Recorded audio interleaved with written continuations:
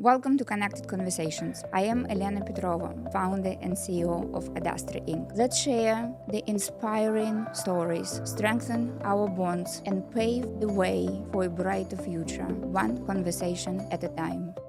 Welcome to Connected Conversations. My name is Elena Petrova, founder and CEO of Adastra Inc. Thank you for joining us today.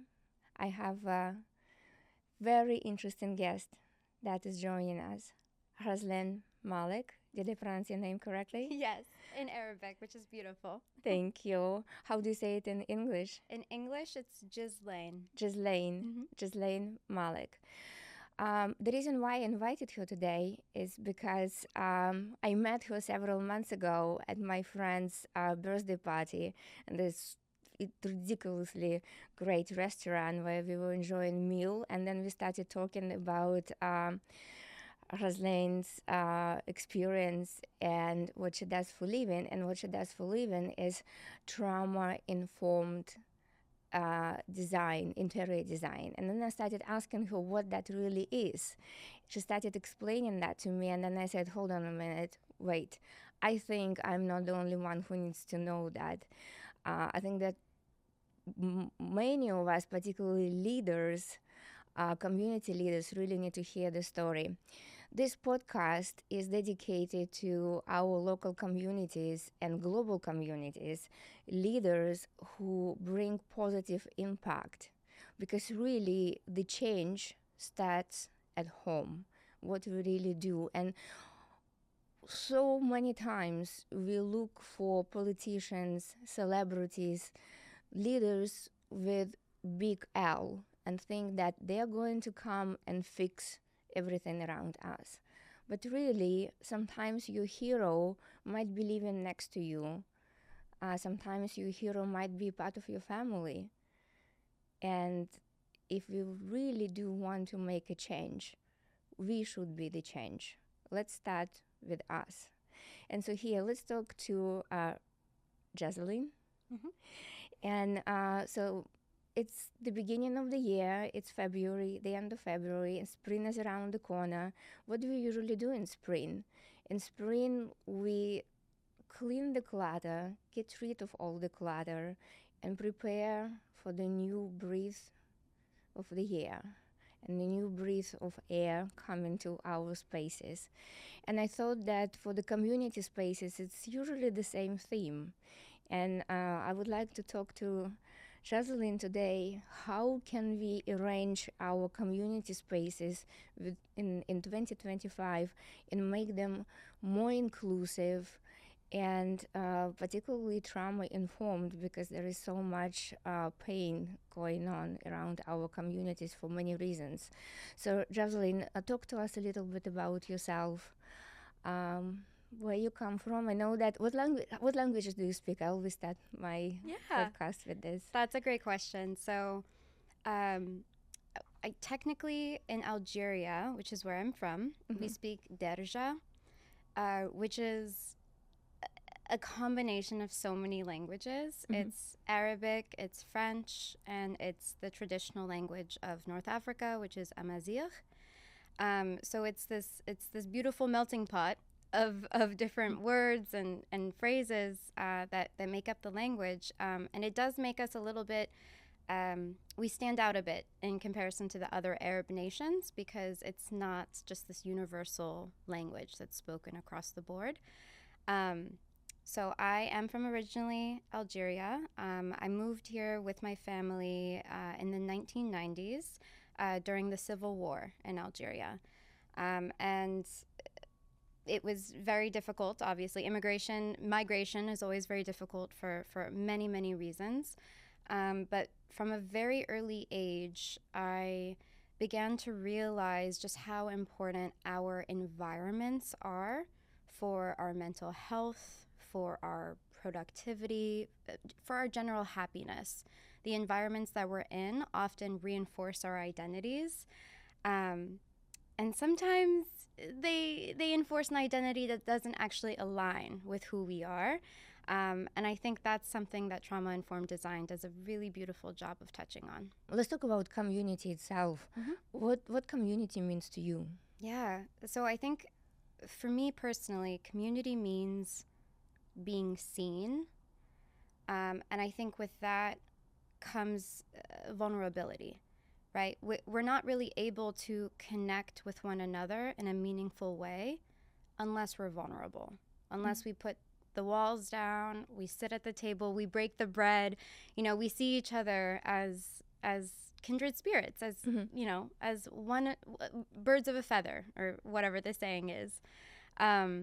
So I think for me, community really means feeling seen and feeling safe to be seen. Um, and that's deeper than just the visual, right? It really speaks to the layers that we all have within us, and if we're comfortable enough in an environment, in a community, then we're willing to shed some of those protective layers to really let ourselves come through.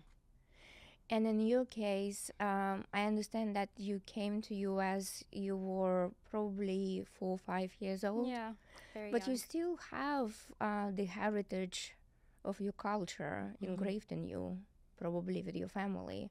And so you have US based sense and understanding of community, but then also the background and culture of Algeria. And so how does it all mesh together Oh with, gosh. with the community sense? In the community sense, I should say. Yeah, I think that's a big question. That's a really big question, Elena. It's difficult because I think culturally, community looks very different than it does here in the States. And so I studied interior design at Parsons School of Design. So I think the best way to kind of give the metaphor. So in Algeria, traditionally, the way that people lived in their homes was communal. You have a very large, not very, I mean, a large, modestly large property. Every floor is a different family. And within the center of this building, you have a courtyard. And that's where the different families come together. That's where the women come together. They watch the children, they prepare the meals, they do the laundry, whatever it may be. So there's this communal sense of living. But here in the States, it's so very different because we don't have that same, the community isn't embedded in your day-to-day way of life, right? Like I can live in my one-bedroom apartment, stay within those walls, do all my work, order my groceries. There's no, unless I make the intention of going outside and interacting with my community, it's very, I could easily stay inside and sheltered all the time, right? So I think those, just kind of putting a concrete visual to the two, where there's this community aspect of life, like where we all have to get together to just make a meal, to watch that kid while mom goes to work or whatever it might be. It contrasts so clearly, I think, with how it is in the West. So I think I carry some of that inside, just being cognizant of that background, but also just the way that, when we would go back home to Algeria to visit, just seeing the way that my family is living, deeply entrenched in community, where every day you can't make it through a day without touching on aspects of your community. It's just such a stark contrast, honestly. What was your question? I feel like I could just spin off of this, you're going very well. I think it's what I think is so unique about US is that we speak over 350 languages here. So we have community-oriented cultures, and then we have individual cultures, right? They operate completely opposite from each other. Now, US is certainly individually sort of like individualistic culture. However, I would say there are so many communities within US that thrive as community oriented cultures such as yours and mine and many others. However, we all live under the umbrella of US, which is by itself is Individualism. correct. That's the So umbrella. that makes it so unique and welcoming at the same time. So let's go back to the fact that in your case, how it all sort of like synced together and affected your sense of design, your sense of motivation, your sense of your way how you do business within community. Mm-hmm. I think ultimately operating within any community, and just speaking outside of design, outside of business, but just operating within community. And it does go back to what I said earlier, where it's about vulnerability. So if we are meant to meaningfully contribute and be a part of a community, we must be vulnerable with one another. And I think in addition to that, community speaks to support systems in a way that I think individualism sometimes loses sight of,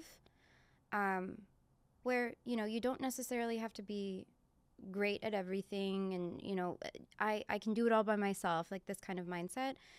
Within a community, there's this trust that if you fall, someone will catch you, and it's vice versa. It's this unspoken trust that I think also comes with this degree of vulnerability, where it's I know my strengths, I know my weaknesses, and whilst I'm in this community setting, where I may not be able to give, someone else can. And so as a collective, we're able to support one another because we all bring different skill sets to the table. But we're also able to, I suppose, just operate in a safe way where I know that the people in this community, we all have good intentions for one another, right? So, and that's why I can be vulnerable. I feel safe with you. So I can open up about what it is that I need support on, areas that I know that I lack. And that's a scary thing. It's so scary. You have to get to that point. Yeah, right? Absolutely. And I think individualism sometimes prevents us from being able to just openly be like, hey, I don't have it figured out, but you know this one thing and I know this other thing, and together we can make something really beautiful. And it goes back to that adage of the parts of a system, they're meaningless, but together they really make a whole. And at its core, humanity, I mean, we're social creatures, and we need one another to survive, to thrive. We need one another to get to that point. Absolutely. I think so many can be said about that, but if you think about the one of the sort of the most I would think that the torture that we can as humans can put ourselves into is isolation, right? We cannot be isolated from each other. That's how we start degrading, really. So community is, no matter what type of community, but it's essential for us. Now let's go to the trauma informed.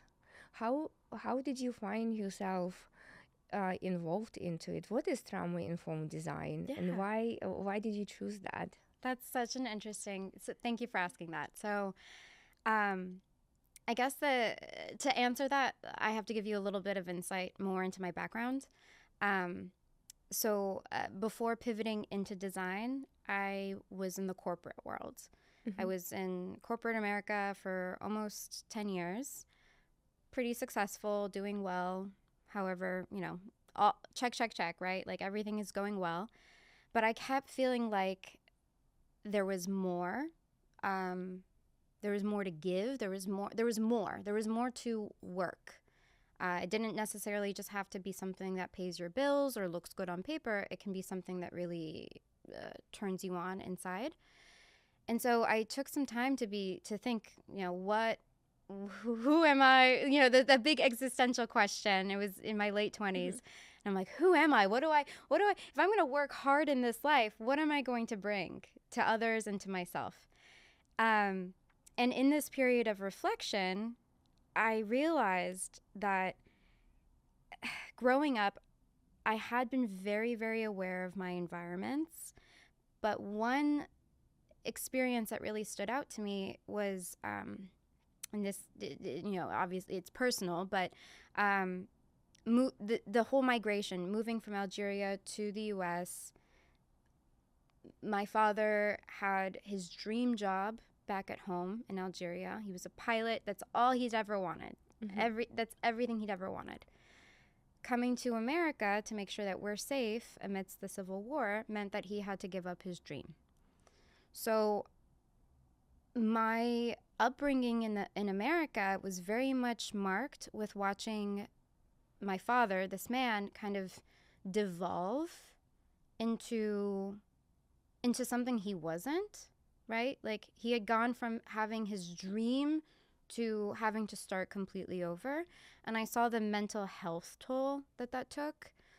So long story short, from a fairly young age, we had been going in and out of hospitals, behavioral health, inpatient kind of environments. And I remember looking around at one point and thinking, how is anyone meant to feel better in this environment where it's, laminate flooring, the furniture has plastic on it, the art on the walls has no real meaning. It's just kind of, stock imagery kind of thing, posters. And I remember just pausing and like, I had to have been in middle school, like, I don't know, 14, 13, 12, and just really considering, like, this is not a place where people go to get better. Like, I don't feel better being here. Yes. Like, I feel generally fine, but coming in here, I feel worse. Like, this feels so institutional, and at the time I didn't have the words for it, but it just feels very cold, and it's not welcoming, and it's missing that human warmth. So, fast forward to when I'm having my big, what am I meant to do? And I realized environments, designing spaces that not only are beautiful, but also aid in healing and trauma processing, and that aid in caring for the people that use that space. Like, that's something that really excites me, and it's something I've always paid attention to. So I looked into it lightly at that point, and I was like, maybe interior design. I could do interior design. Like, I like space. Like, I love a nice restaurant. Let's look into that. And then when I started my program, my master's program at Parsons up in New York, I began to realize it's way deeper than, does the space look pretty? Does it feel nice? It goes way deeper than even function, like any of that, because it really comes down to, what is the feeling that people have in a space? And that feeling can be informed by so many different things. And it's just such a powerful tool that architects and interior designers have, because it's a way of just developing the human experience. The way that we move through space, not only does it inform who we are, our own identities, it's this bidirectional thing, but it also informs your own health, whether it's physical or mental.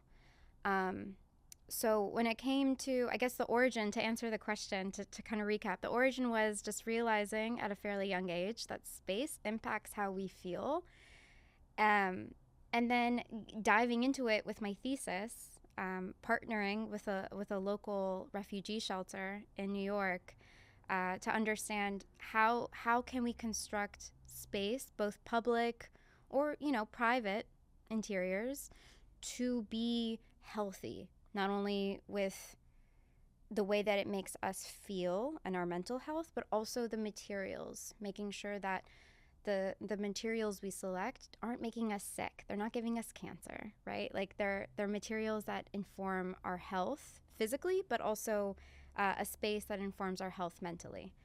And this is incredible. So when you start working with the space, how do you start building the I like the word strategy, but maybe strategy is not going to be the right word here, because you have to like pave the way from the beginning to the end, or the end, like maybe it's going to be the final destination. This is the final destination where I want the community to feel, and then from that final destination you start kind of like breaking it down and pave the way to where we are now.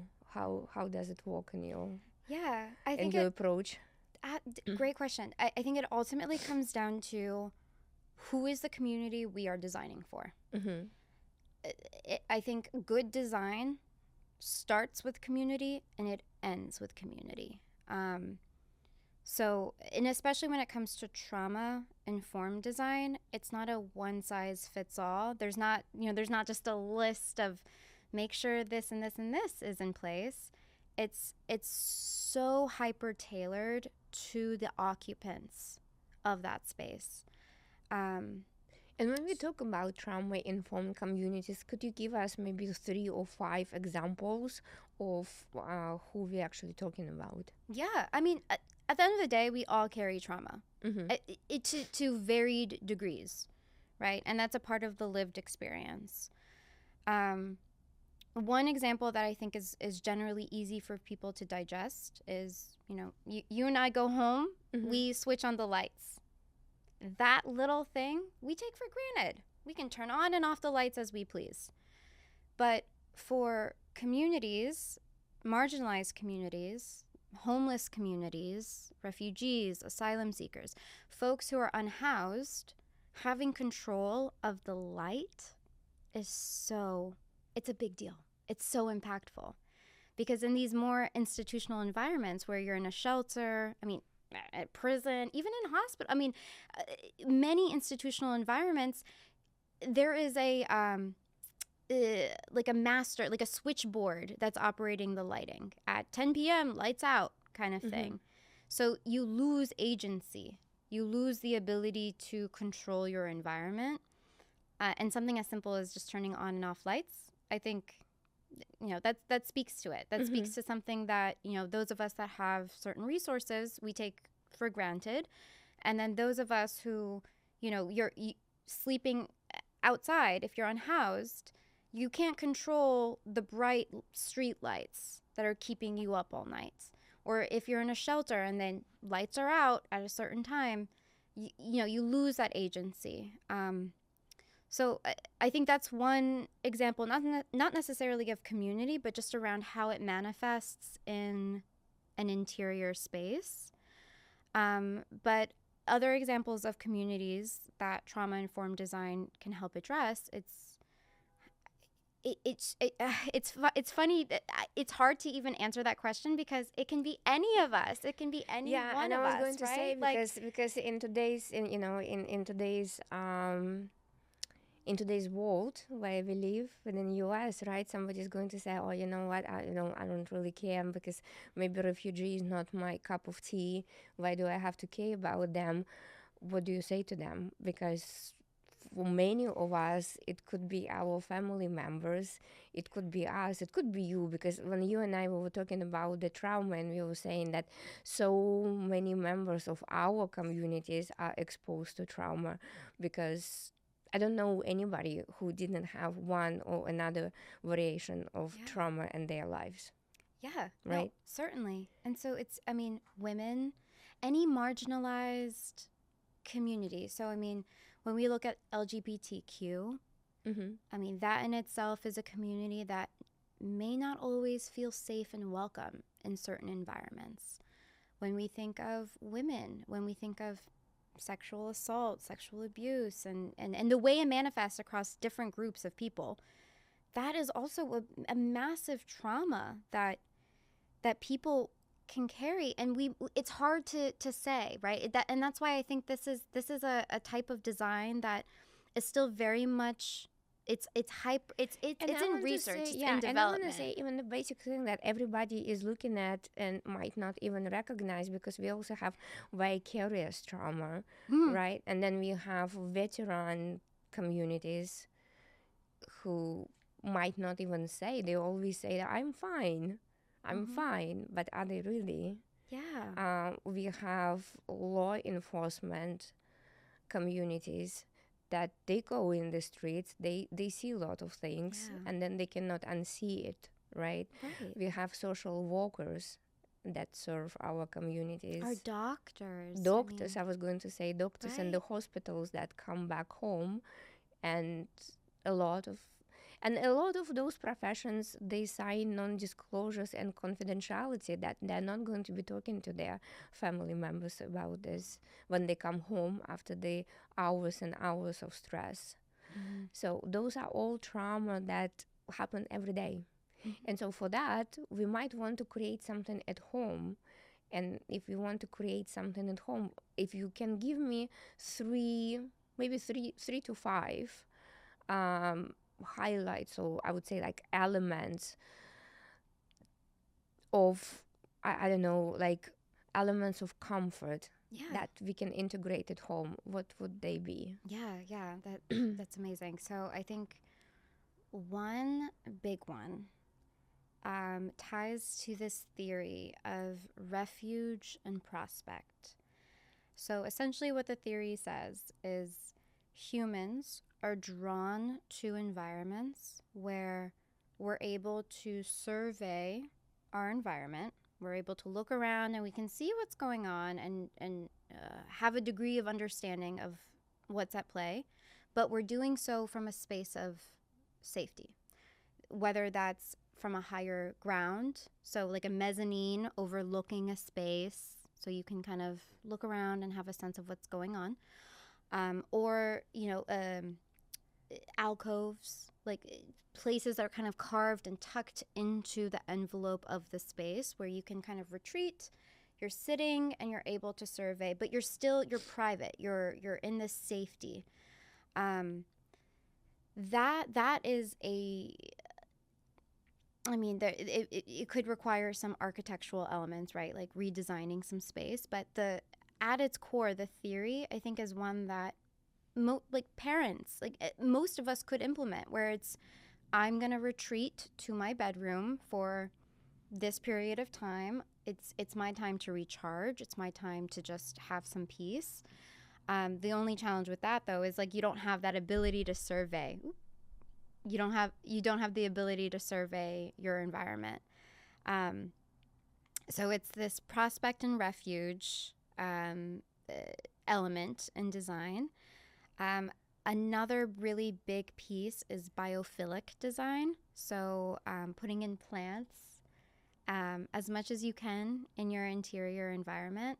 Not only is that great for the air quality, but it being close to nature does something for us at a hormonal level. We're able to regulate and feel better when we are around greens and dirt and just the natural elements. Even if you can't have real nature, then it's the colors. It's using a color palette that's derived from natural elements.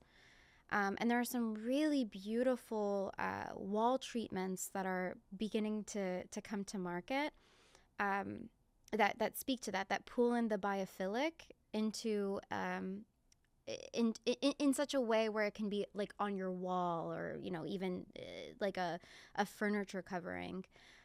One that comes to mind is this gorgeous material. It's made out of lavender. It's pressed lavender, but it is ultimately a wallpaper.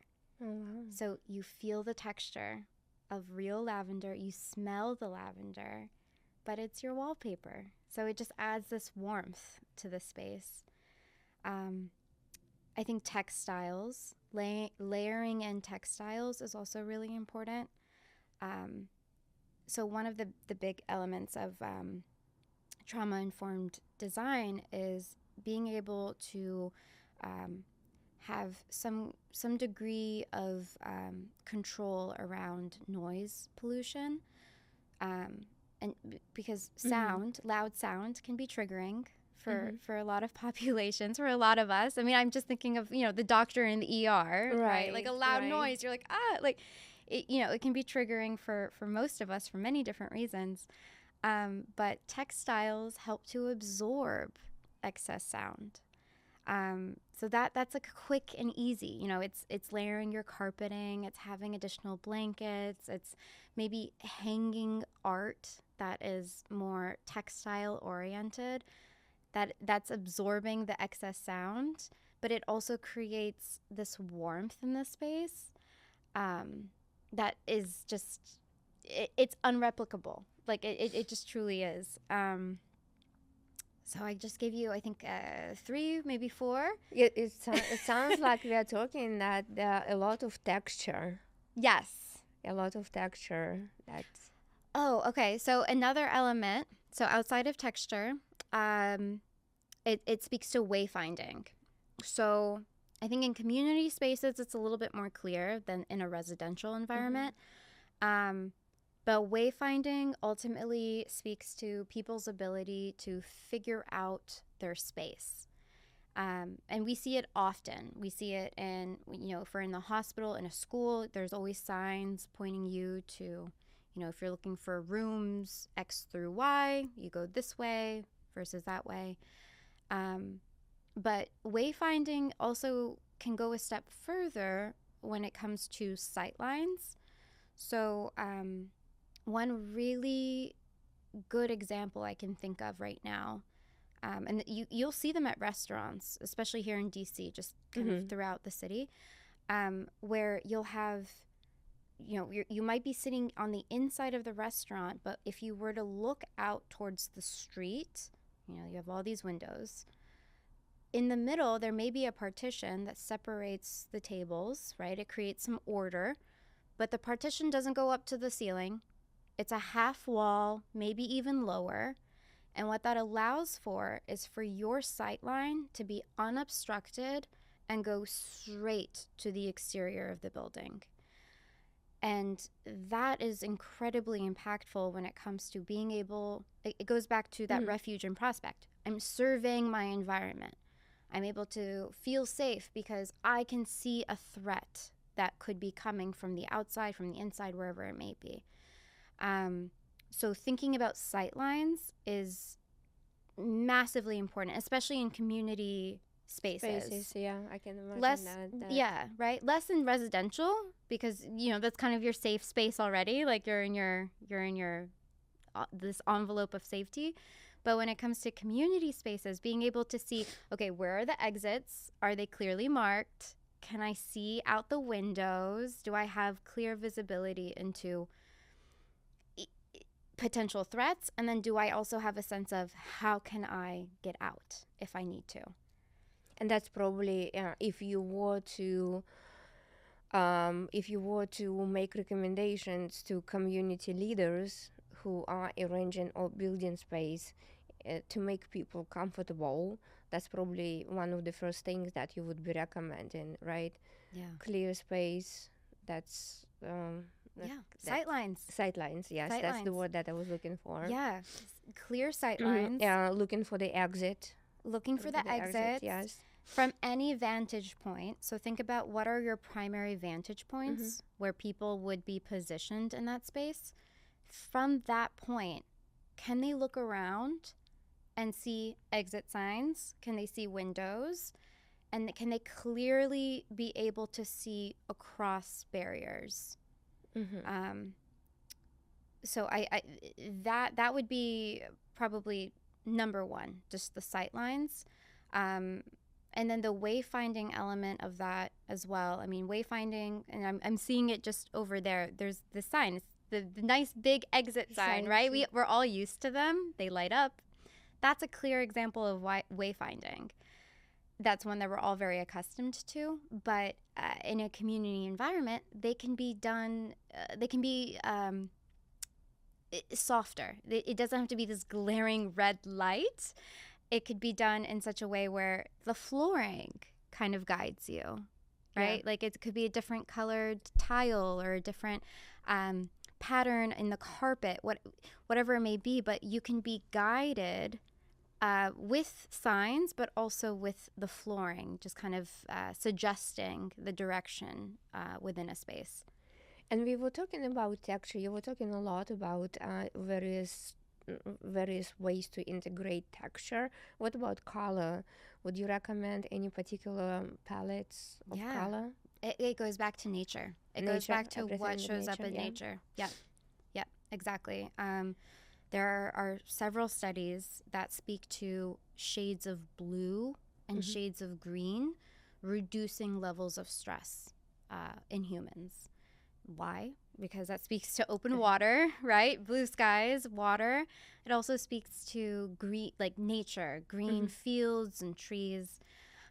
So I do always suggest, if you're looking for a space that is very healing and soothing, stick to natural palettes. Nothing too bright, nothing too aggressive. Stick to what is going to be easy on the nervous system. Very nice. Thank you. I like hearing stories. I think like the storytelling will always help us to sort of like settle the information and process the information. Do you have any particular stories that you were working on a project, and then you saw some outcomes that showed that how the trauma informed interior design like really changed the community? That's a good question. I think so. There was a project I was working on in grad school. This was the refugee shelter that I mentioned earlier. One of the things that I realized fairly early in the project, and this was done by interviewing the folks, the people who are staying at the shelter, the residents of the shelter, and through interviews and then also just observation, I was able to understand that the residents felt the most safe when they were on the perimeter of the space, which was interesting because this particular space in Harlem, in New York, it was essentially just this, it's like a big gym, essentially. It's a large basement underneath a church, laminate flooring, concrete walls. There's not a lot of separation. It's just one big open space. But the residents felt the most safe when they sat around the room. So in the middle, it's just this big empty space, and everyone's just sitting kind of around.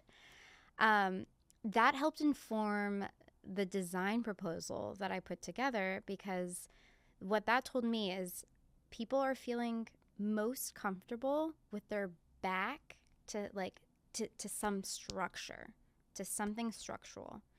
So if we're going to create any kind of partitions of space, they have to be able to do the same kind of activity of having your back against a wall, so to speak, and being able to survey and look out into the space, and then move in and out, interact as you please.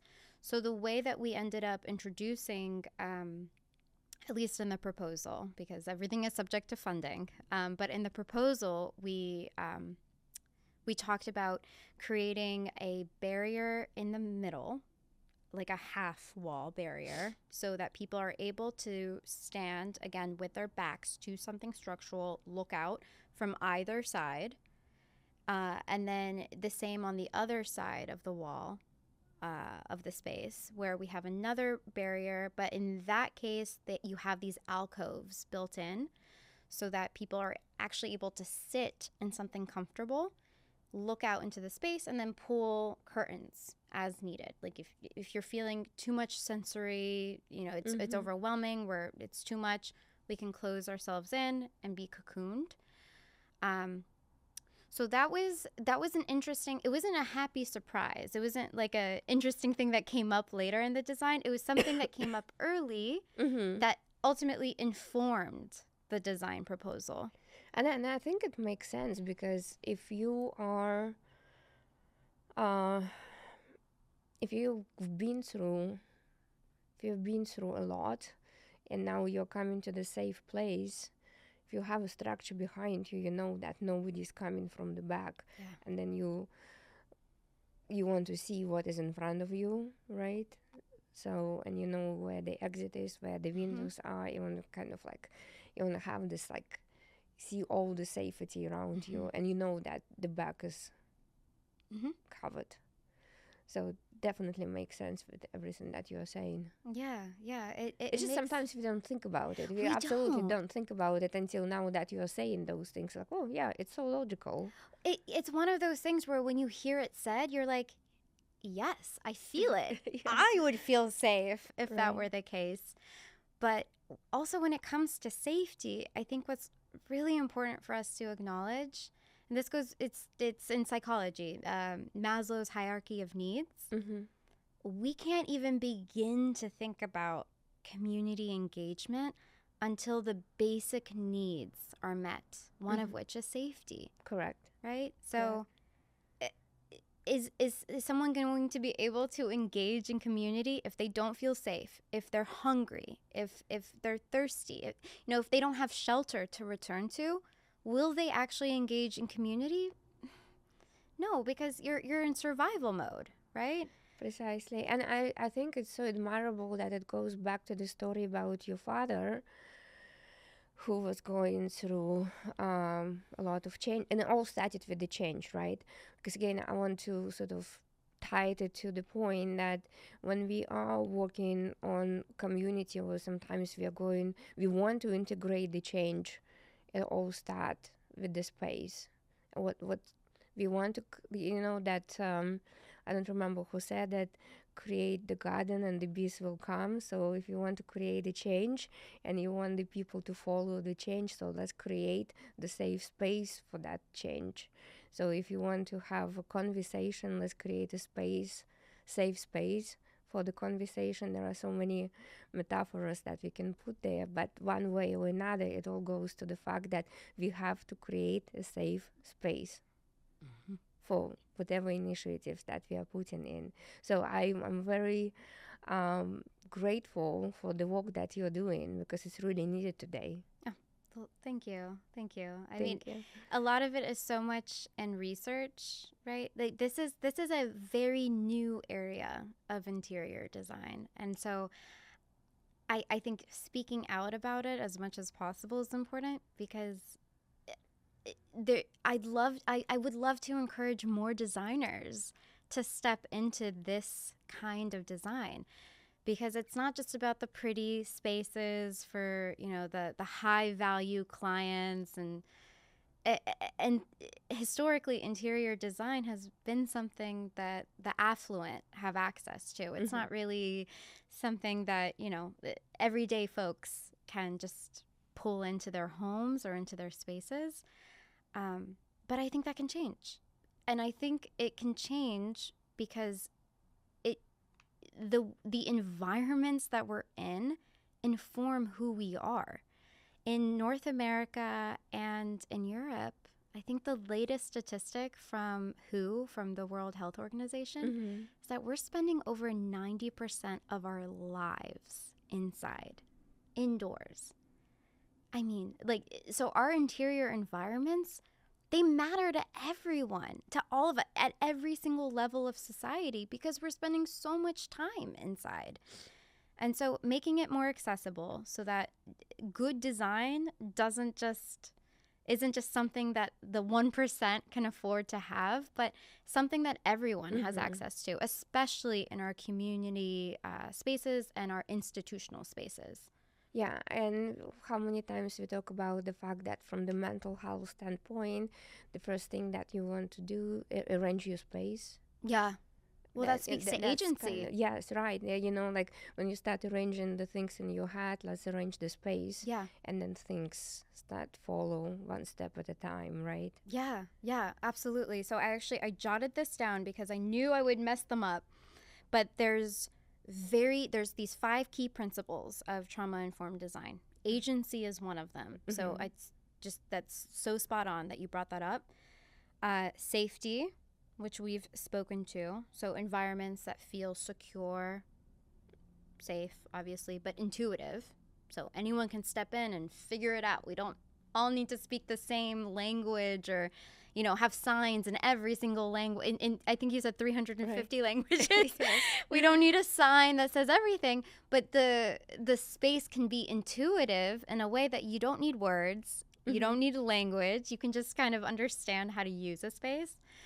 So one of those speaks to safety and predictability, agency, which we spoke to, nature, which we spoke to as well. So incorporating colors and also materials that tie to biophilic design, so natural elements. Identity, which is one that we touched on a little bit, but that is a huge element of trauma-informed design. And again, I think that ties to this bi-directional relationship we have with our environment. Our environment is constantly influencing who you feel you are, but then how you feel you are is influencing your environment, right? True. Yes. When you hang new things up, when you move the furniture around, whatever, when you are exerting some kind of control around your environment, it's feeding this loop. It's this loop of identity formation. And then the other key principle speaks to connection. So does the space foster an environment where we can interact with one another? And the degrees of interaction should also inform how secure we feel. So, if I feel really secure, I'll come and have a direct conversation with you, eye to eye. We're speaking, and that's that's at the higher end, right, of being able to connect when you're person to person, really one-to-one connection. But another way that we're able to connect with one another without having such a direct interaction is through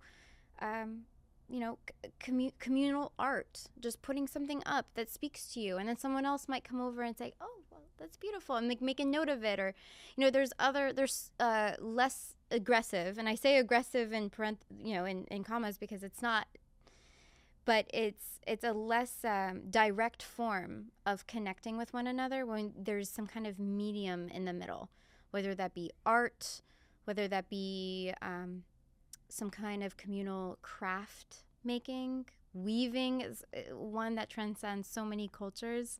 So many communities will come together to weave, and that's not necessarily something we have to speak while we do it.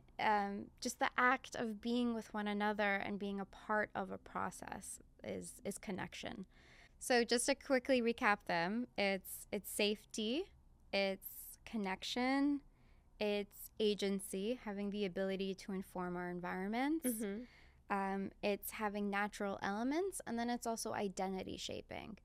So when all of these key things come together, that ultimately creates an environment that can help us heal and process any traumas, but also thrive as humans. And I think that's the big thing I really want. If there's one thing I can leave you with today, it's trauma-informed design does not just have to be for those that have endured trauma. Yeah, that's what I want to make sure that we are going to leave our listeners, that it's for all of us. It's for our families. It's for our kids. It's for our offices. Yes. We can integrate it anywhere. Anywhere. From colors to textures to plants. To how we identify the exit, how we are going to put our furniture to make sure that there is a visual space around us, right?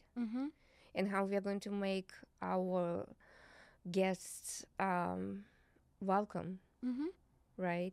So thank you so much.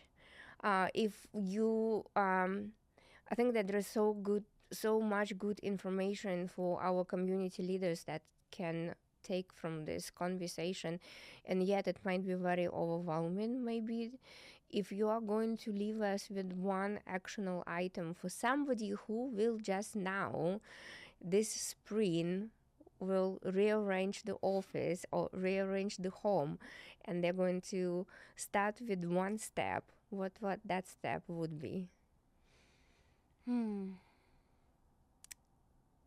If it were just one step, I think it ultimately, and I think with spring cleaning, refreshing your space, a lot of that speaks to decluttering, which is an aspect of this.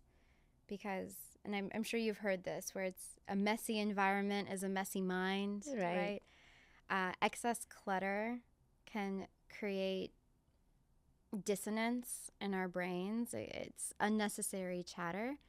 So I think when it comes to cleansing and just rearranging and creating a fresh opportunity in your space, break it down to how you feel with a certain object. And I would encourage people, move your furniture around and sit in the chair and look around. How do you feel? If I move my chair, so just in this example here in the studio with you, Elena, I'm noticing this chair, I have my back to the windows. If I were to come here and rearrange for the purpose of spring, reinvigoration, I would flip this around. Let's face the windows. Let's have a conversation facing, the environment, which obviously is more difficult with like a podcast studio, right?